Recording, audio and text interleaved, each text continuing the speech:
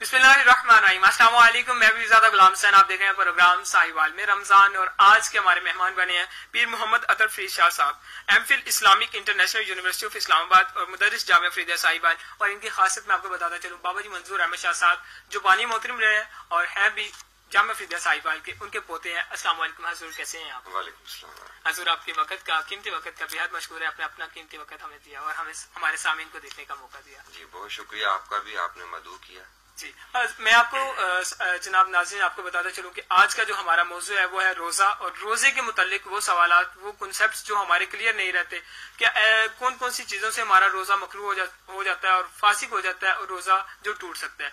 अच्छा हजूर ये बताइएगा सबसे पहले कि रोजे के मायने क्या है?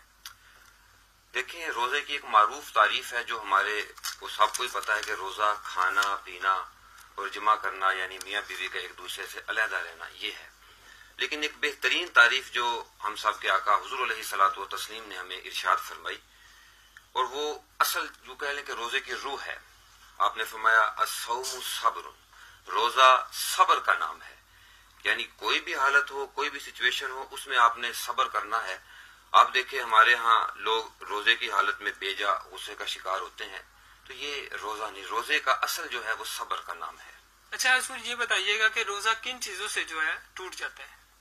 रोजा बुनियादी तौर पर तो खाने से टूटता है, कोई भी चीज अगर आप पी लेते हैं उससे टूट जाता है, या मियाँ बीवी अगर इज़्दिवाजी ताल्लुक बना लेते हैं उससे टूटता है। इसके अलावा और भी कुछ मुफसिदाते सौम हैं। आप अपने जिस्म के अंदर कोई भी ऐसी चीज जो कि आपको कुव्वत दे सकती हो, मसलन ताकत का कोई इंजेक्शन है या कोई दवाई है, आप इस्तेमाल करते हैं, उससे भी रोजा टूट जाता है। अच्छा अक्सर कहा जाता है, इसमें मुझे तादाद की समझ नहीं लगी कि फासिक होने में रोजे के और मकरूह होने में क्या फर्क है बेसिक? हाँ, ये एक बड़ा अच्छा सवाल है।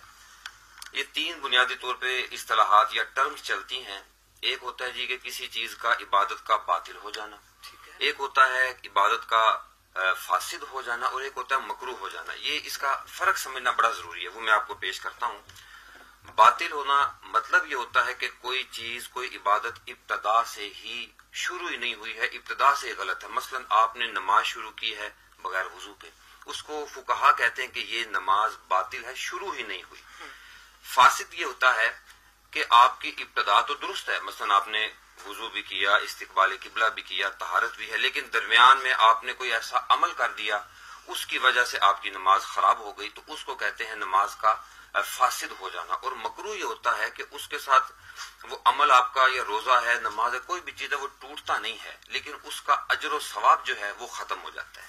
ये है मकरूह, यानी कि ये एक फर्क है जो फुकहा ने पेश किया। अच्छा हजूर ये बताइएगा, अक्सर कहा जाता है गै आ जाने से, उल्टी आ जाने से रोजा टूट जाता है, और बाज़ औक़ात लोग तो रोजा यानी कि बाद में खाना खाना शुरू कर देते हैं। बिल्कुल बिल्कुल, ये एक मिसकंसेप्शन है कि भी अगर किसी ने क्या कर दी है। उसके लिए बेहतरीन सुनन तिरमिज़ी की हमारे आका हुजूर अलैहिस्सलातु व तस्लीम का फरमान, हुजूर ने फरमाया जिसने जानबूझकर कै की उसका रोजा टूट गया, जिसकी खुद ब खुद कै आ गई वो अपने रोजे को यानी सफर के दौरान इन बाजुकात अक्सर जो अहबाब होते हैं उनको जो है सफर रास नहीं रहता, तो उस बना पर उनको क्या आ जाए तो उससे रोजा उनका बिल्कुल रोजा नहीं टूटता, वो उसको बिल्कुल ना कजा करें, वो अपने रोजे को मुकम्मल करें। हम हदीस शरीफ को देखें, बहुत से लोग इसके अंदर अपनी आरा का इजहार करते हैं, लेकिन जो हमारे पास फरमान है हम उसी पर रहें कि जो जानबूझ कर क्या है वो रोजे को तोड़े ही, जो अपना ऑटोमेटिकली आ रही है उससे रोजे को कोई फर्क। अच्छा हजूर आपने पहले इंजेक्शन लफ्ज बोला था, अब मुझे ये बताइएगा ड्रॉप्स आंखों में डालने से, कान में डालने से, या फिर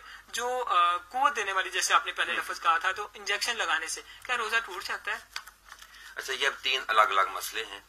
आंख में ड्रॉप डालना ये एक अलग मसला है, कान में ड्रॉप डालना ये अलग मसला है, इंजेक्शन लगाना ये अलग मसला है। मैं बिल्कुल सिंप्लीफाई करता हूँ कि चूंकि कान का ताल्लुक जो लिंक होता है वो डायरेक्ट होता है गले के साथ। अच्छा। आप जब कान के अंदर ड्रॉप डालते हैं वो डायरेक्टली असर जाता है गले में, उसके साथ तमाम के नजदीक रोजा आपका फासिद हो जाता है। आंख के अंदर जो आप ड्रॉप डालते हैं वो डायरेक्ट नहीं है, वो इनडायरेक्ट है। पहले वो आंख की झिल्ली में जाता है, फिर वो असर अंदर जाता है, उसके साथ रोजा नहीं टूटता। ये बिल्कुल ऐसे है जैसे आप तेल की मालिश करें जिस्म पर या सर पर, हालांकि उससे आपको कुव्वत तो पहुंच रही है, लेकिन उसके बावजूद उससे रोजा नहीं टूटता। सेम यही है, अगर आंख में ड्रॉप डालेंगे तो आपका रोजा नहीं टूटता, कान में या नाक में डालते हैं उससे आपका रोजा टूट जाता है। और तीसरा जो आपने पूछा इंजेक्शन का मसला, دیکھیں انجیکشن آج کل جو انجیکشن لگتے ہیں وہ 3 طرح کے ہیں. ایک انجیکشن لگتا ہے جسے ہم انسولین کہتے ہیں, وہ جلد میں لگتا ہے, وہ شوگر پیشنٹ لگاتے ہیں. ایک انجیکشن وہ ہوتا ہے جو مسل میں لگتا ہے, اور ایک انجیکشن وہ ہوتا ہے جو وین میں لگتا ہے. اب جو انجیکشن آپ کی ڈائریکٹ وین میں لگ رہا ہے اس سے میں یہ سمجھتا ہوں, کیونکہ یہ اجتہادی مسئلہ ہے. حضور علیہ الصلوۃ والتسلیم کے زمانے میں انجیکشن کا مسئلہ نہیں تھا. تمام فقہاء علماء آپ کو اپنا اپنا اس والے سے رائے کا اظہار کرتے ہوئے نظر آئیں گے, لیکن میں یہ کہتا ہوں کہ وہ انجیکشن جو ڈائریکٹلی آپ کی وین میں لگ رہا ہے اس کے ساتھ آپ کا روزہ ٹوٹ جاتا ہے, کیونکہ وہ ڈائریکٹلی آپ کو طاقت پہنچا رہا ہے. لیکن وہ انجیکشن جو آپ انسولین لگا رہے ہیں یا آپ کے مسل میں لگ رہا ہے, وہ اس خاص حصے تک ہی اثر کرتا ہے, تو اس میں کوئی حرج نہیں ہے, اس میں آپ اپنا روزے کی حالت. اچھا جو آپ ابھی یہ ارشاد فرما رہے ہیں, اس میں مجھے ایک بات اور کلیئر کیجیے گا کہ اگر ایمرجنسی کی صورت میں اس شخص کا ایکسیڈنٹ ہو جاتا ہے یا پھر اس شخص کو اچانک طبیعت اس قدر ناساز ہو جاتی ہے کہ اس کو وین میں ہی انجیکشن لگنا ہے, تو روزہ ٹوٹ جائے گا. پھر اس کا روزہ یعنی یہ ہے کہ روزہ اس کا پھر قضا کرے گا, اس پر کوئی کفارہ نہیں ہے. اچھا کفارہ تو پھر جرمانہ کافی لمبا چوڑا پڑتا ہے نا جی. وہ صرف اس کا یہ ہے کہ روزہ اس کا قضا کرے گا جب وہ رمضان گزر جائے گا, کسی دن وہ ایک روزہ رکھے. تو ابھی آپ نے جو روزہ جو ہے کفارہ کا بات کر رہے ہیں, تو اس میں مجھے یہ بتائیے گا کفارہ کیا ہوتا ہے بیسک, اگر کوئی بندہ روزہ نہیں رکھتا تو یا سفر کرتا ہے, یا سفر کی کیا حد ہوتی ہے یہ بتائیے گا. دیکھیں اگر تو کوئی شخص مریض ہے تو وہ ڈاکٹر نے اس کو کہا ہے کہ اگر آپ نے روزہ رکھا تو بعض لوگوں کا بی پی لو ہو جاتا ہے یا شوگر کی وجہ سے, تو ان کے لیے شریعت نے گنجائش رکھی ہے کہ وہ رمضان شریف کے بعد جو ٹھنڈے دن ہیں سردیوں کے اندر وہ روزے کی قضا کر لے, اس میں کوئی حرج نہیں. کفارہ یہ ہوتا ہے کہ آپ نے کسی وجہ سے روزے کو توڑ دیا, اب آپ کے اوپر ایک کفارہ پڑے گا, آپ نے اس کا کفارہ ادا کرنا ہے, وہ ایک الگ مسئلہ ہے, اس کے اندر مختلف فقہاء نے اپنی اپنی آراء کا اظہار کیا.